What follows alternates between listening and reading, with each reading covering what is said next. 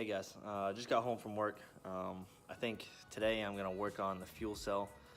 I'm gonna make a filler neck for it because the one that came with this eBay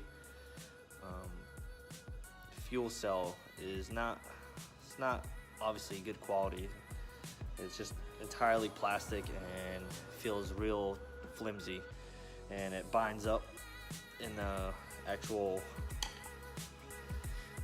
It binds up. I don't know what's causing the binding issue, but it's hard to get open, and every time I go to put some fuel in it, it's really hard, and I feel like I'm gonna snap the actual the arm that opens it. So here, I'll give you a better shot of what I'm gonna replace it with. The one on the right is the one that came stock with the fuel cell. As you can see, this little flip-up tab is what locks and unlocks it. You twist it. These two protruding pieces of plastic line up. That unlocks it. Then you turn the arm, and that will lock it. And it has this little seal, rubber seal right here, a gasket. And this thing is so hard, always binds up in the fuel cell. And when it does that, I go to twist this and I feel this twisting a little bit, and I'm afraid it's gonna snap. It's only cheap plastic, so I'm gonna make a new one of these rings, top and bottom, out of that 28 gauge that I bought of mild steel. Make one of those, and then this is just gonna be the extension. Once I make it, I'm gonna have it up. I think I might angle it. I don't know. I'll probably angle it for better, easier access. Doesn't really matter, I guess. And then this, all you have to do to expand this ring to make a good seal is obviously tighten this down. These two plastic pieces squeeze together, expands this plastic, and it makes a way better seal than this, and it's far easier to undo this and remove it for fueling than this piece of shit right here. So I'm just gonna toss this out, and I'm gonna go with this. So all I did was, obviously, this 28 gauge, all I did was take the old plastic one, made a copy of it, copied the holes down. So I'm gonna cut these two out. One's gonna be top, one's gonna be bottom. I'm gonna make a hole for the center for that fuel filler neck. Put that right in the center. I gotta get the center of this circle, and then drill out that hole, weld in the new filler neck, which is gonna be kind of like that. And I don't know if I want to keep it straight up or angle it. I think I might angle it. That way it's easier when I pop that trunk and go to fill it. So yeah, let's keep going on this. Here's the progress so far. Made the top and bottom flange. Already got the holes punched, ready to be drilled. Now I cut this at, I think, like maybe a 30-degree angle. I'm not sure. I just eyeballed it how I felt I would like it. I'm gonna weld it to this, the top one, and obviously the bottom one's gonna pancake. The top and bottom are gonna pancake the actual fuel cell. In between these and the fuel cell, in between these flanges and the fuel cell, I'm gonna put some gasket sealer in it. That way it's leak proof. And now I just got to scribe a circle on the inside and outside, and then punch this hole in both of them. And we should be good after that to install it. Do a test fit. If it fits good, then put some paint on it and make it look pretty. Alright, it's the next day. I didn't get to finish it. Well, I did finish the filler neck. I just had to let it cool down overnight, all that stuff. I just laid some black epoxy chassis paint on it. Got a little rattle can. I'll post a picture of what I used from AutoZone.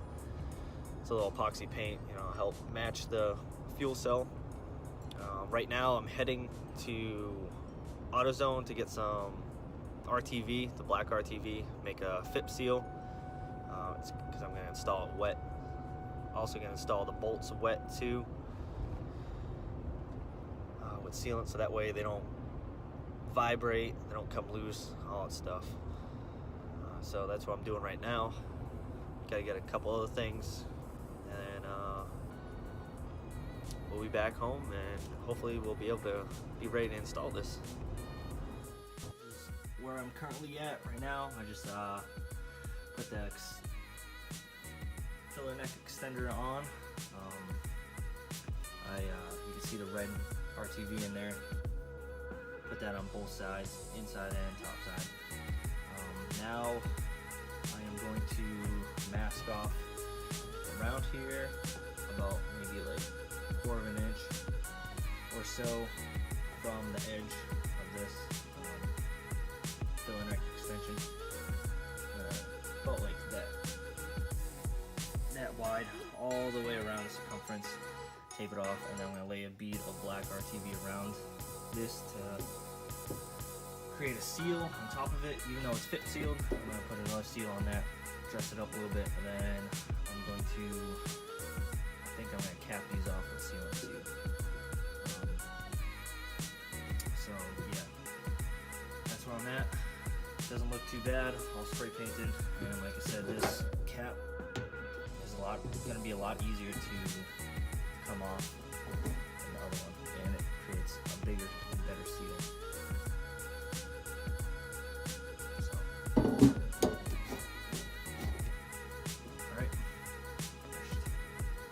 Fuel cell, I put some tape to help reinforce the edges from getting damaged and stuff like that. And around my fuel line, I put some down there too, just in case. For any reason it rubs, mitigate the chafing. Yeah, that's came out pretty good. So, all right, guys. So that filler neck extension came out pretty good. I feel like it's gonna do the job just fine. Just at like 3 inches at like a 30-degree angle, it's gonna make it a lot easier to, I think, fuel up. And especially that cap is going to make it a lot easier too, because that cap that came with that eBay fuel cell was a piece of shit. So this cap's going to make it's a lot hardier, and the seal, the rubber grommet seal that's on it is like 1/2 inch wide and 1/4 inch thick. So when I go to lock it down, it's going to create a better seal against the filler neck, and ultimately it's just going to work better. It's going to be easier to get on and off versus the cheap eBay. So if you guys are thinking about buying an eBay or a cheap fuel cell, I mean, the fuel cell is good. I haven't had any cracks in the welds or it leaking or anything.